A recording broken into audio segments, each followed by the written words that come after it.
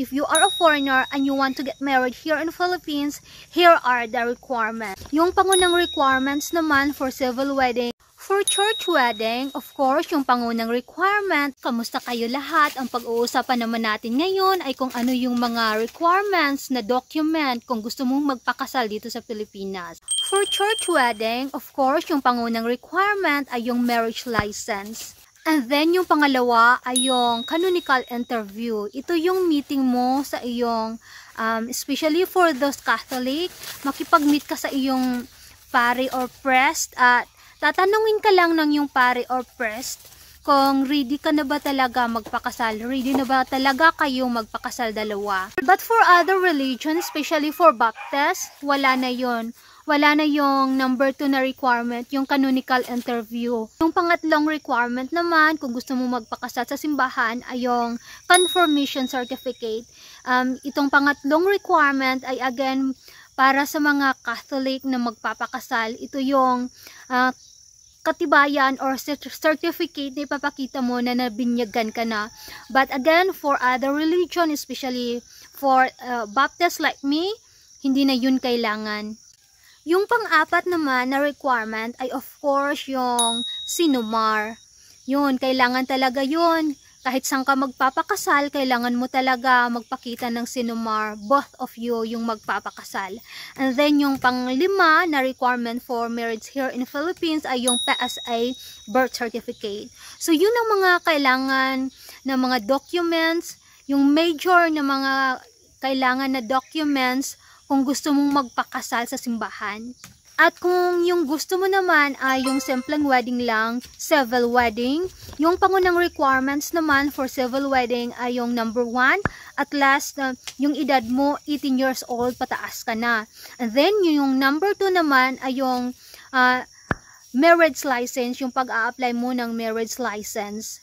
Yung pangatlong requirement naman ay any valid IDs, any government issued ID, example SSS or national ID, EFL ID, kahit anong government issued ID, pwede yun gamitin for requirements sa civil wedding.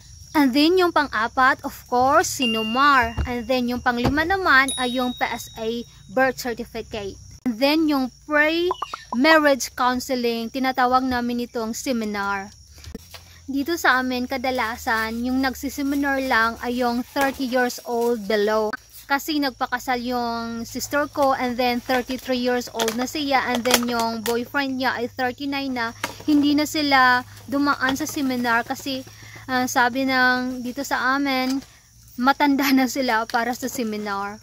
Alam na nila kung ano yung dapat nilang gawin. And then yung pampitong requirements naman para sa civil wedding ay yung 2 witnesses. Yung witnesses mo na dalawa, at last 21 years old pataas yung edad nila. So yun ang mga requirements for civil wedding here in Philippines. Kung gusto mo naman magpakasal sa isang foreigner, or if you want to get married to a foreigner here in Philippines, or if you are a foreigner and you want to get married here in Philippines, here are the requirements. Number 1, a certificate of ability to marry. 2, a document confirming that you are not currently married. And then number 3, a copy of your passport. Number 4, your spouse's death certificate if you've been married before. And then number 5, if you are divorced, divorce paper.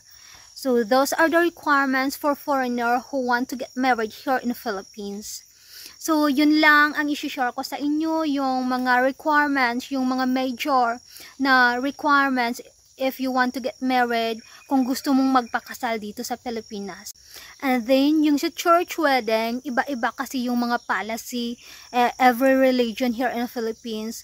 Yung nabanggit ko, kadalasan yun lang ang kadalasan na requirement for Catholic, and then sa Baptist na religion. Sa ibang religion, hindi ko na alam kung ano yung dapat gawin o requirement para magpakasal sa simbahan nila. And yun lang. Maraming salamat sa panonood.